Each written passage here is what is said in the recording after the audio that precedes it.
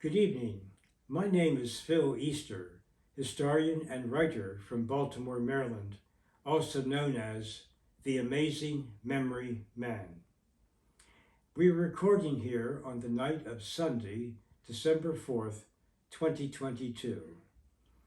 I call this story tonight Decembers to Remember. Various memories of Decembers throughout my life, some of which go back when I was a child and up until some recent years, certain events I enjoyed in the month of December. Well, when I was a young boy, I lived in downtown Baltimore with my mom and grandmother. We lived at a building at 605 Park Avenue up until I was almost 16 years old. And usually for Christmas, we were invited by some relatives who lived in the area of Ruxton in Baltimore County. And we did not have a car at that time, but they would come down and pick us up, and we would go out to their house for a nice Christmas dinner, a long day of dinner, and talking to various relatives, some who came over from Washington, D.C. And most of my childhood and early teenage years, that's where we went for Christmas. In 1968, just 2 months before I turned 16, we moved to another building in the downtown area of Baltimore called the Severin Apartments at 701 Cathedral Street, which is right on the beautiful Mount Vernon Square, where there's the oldest monument to George Washington in the United States, built in the early 1800s, about 50 years older than the more famous one in the District of Columbia. And we had a great view just 1 block away, and starting in 1972, there was a custom of lighting the monument for Christmas with, sometimes they used different color lights, and some years they just used all white lights, but they put strings of lights on the monument and then have a fireworks display also. And that started 50 years ago in 1972. And that's been a great joy to go to that special occasion on a Thursday evening. The first Thursday in December, they often do this, most years, I think, except the pandemic year. But I think just about every year since 1972, they've done this, except for 2020. And it's a great joy to see that ceremony in person. I think I've been like 15 to 20 times over the years. It's usually several thousand people gathered there to watch the lighting of the Washington Monument in Baltimore. In the early 1970s, for a couple of years, I was a member of the Basilica Choir. The Basilica of the Assumption, in the 400 block of Cathedral Street in Baltimore, is the oldest Roman Catholic cathedral in the whole United States. It was built between 1806 and 1821. So just last year, in 2021, they celebrated 200 years since the completion of the Basilica. And I was a member of the choir for just a couple of years, around 1971, 72, when I was 18 and 19 years old. And the midnight mass at Christmas was always a beautiful ceremony. We went many times, and in 1971 especially, when I was a member of the choir, and afterwards, I know my mom invited about 15 members of the choir to a very late night dinner at our apartment just a few blocks away, and I think about 15 people came, and that was very enjoyable. And people stayed till about 5 in the morning. That was very unusual for us. We usually would not host such a late party at nighttime, and technically early Christmas Day, really. But anyhow, it was great fun that time. And I lived in that area until 1986, and then moved to an area close to Johns Hopkins University in North Baltimore.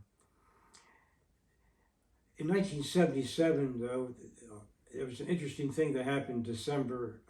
I was a very good long-distance runner in the 70s and early 80s here in Baltimore. I ran many races with the Baltimore Road Runners Club. On December 11th, 1977, I ran 41 races that year of various distances, from like 3 miles up to the marathon in one case. And the last race of the year, the 41st race I ran, was on December 11th, 1977. And I won that race, a 3 mile race. But instead of a trophy or medal, I came home with something else, a big frozen turkey. And my mom said, well, finally, you've won something we can really use coming up to Christmas time.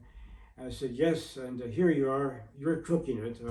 But we had a great time there. There was so much nice turkey to eat, leftovers for that month of December 77.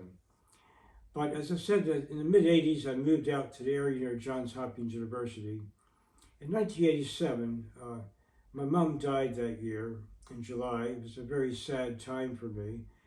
And the first Christmas after her death in 87, I decided to take a trip to California to get away for a while. I had a 1 month trip from mid-December 87 to mid-January 88, which meant I spent both Christmas Day and New Year's Day in San Diego, California.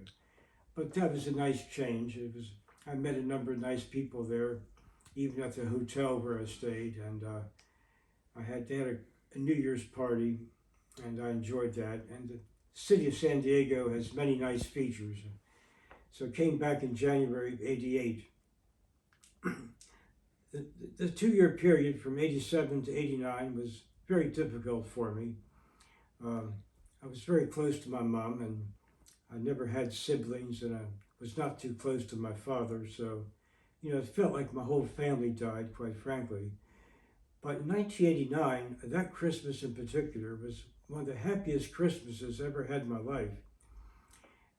A few months before, I met some new friends in Baltimore, Bill and Al, and it so happened at an apartment building near the campus of Johns Hopkins, 3 young ladies had moved there. They were from South Korea, and they were sisters. They were triplets, all born the same day. They told me they were born July 12th, 1968, so they were 21 at that time. And of course, they had Korean names, but they called themselves Sun, Moon, and Star. I thought that was cute. Just named themselves Sun, Moon, and Star, so that's what we called them. And on Christmas Day, 1987, Al, Bill, and myself were invited to have dinner with Sun, Moon, and Star at their apartment at the Broadview Apartments, close to Johns Hopkins University. And so we had a Korean dinner. It was something a little different, but that was fine. It was just great fun, and they were so kind, and they appreciated the fact that we were helping them. We were teaching English. They spoke some English already, but we helped them learn more English, and I would see Sun, Moon, and Star over the next year to do various activities, including some sports events at Johns Hopkins and other things we did. But that Christmas, I have to say, it was such a joy, and I'd gone through a sad period of time for 2 years, and these 3 young ladies from a country far away, they were just so nice to be with. Well, in the 1990s, I sometimes came up to the area called Hamden, the Hamden neighborhood, where I now live. I moved here in 2013, just about 10 years ago. Next April will be 10 years. But even in the 90s, I came to see the Christmas parade, which takes place on the first Sunday of December each year. And so today, December 4th, just a few hours ago, I saw that parade again. I've not been in 5 years, since 2017. So it was nice to see this annual event, which began in 1972, the same year that the Washington Monument lighting also began downtown. Also here in Hamden, there's a street called 34th Street, where the people on that block, those houses on 34th Street, the one block, they light every year. They've done that for many years too. And as a matter of fact, it sometimes is rated as one of the best city blocks in the whole United States. I know it's been on television news a number of times, and some years they rate it as the top 10, one of the top 10 city blocks in the whole United States for beautiful lights and various designs that people put up, holiday designs and what they do. Like, it's just a fascinating event to go to. People come from all over to see the lights on 34th Street in Hamden. Well, we're coming up to Christmas Day very soon, in a few weeks, and I just want to say I wish everyone a very Merry Christmas 2022 and Happy New Year 2023. This is Phil Easter, the Amazing Memory Man. I will say good night to everyone in 4 languages. Bonsoir, buenas noches, guten Nacht, good night.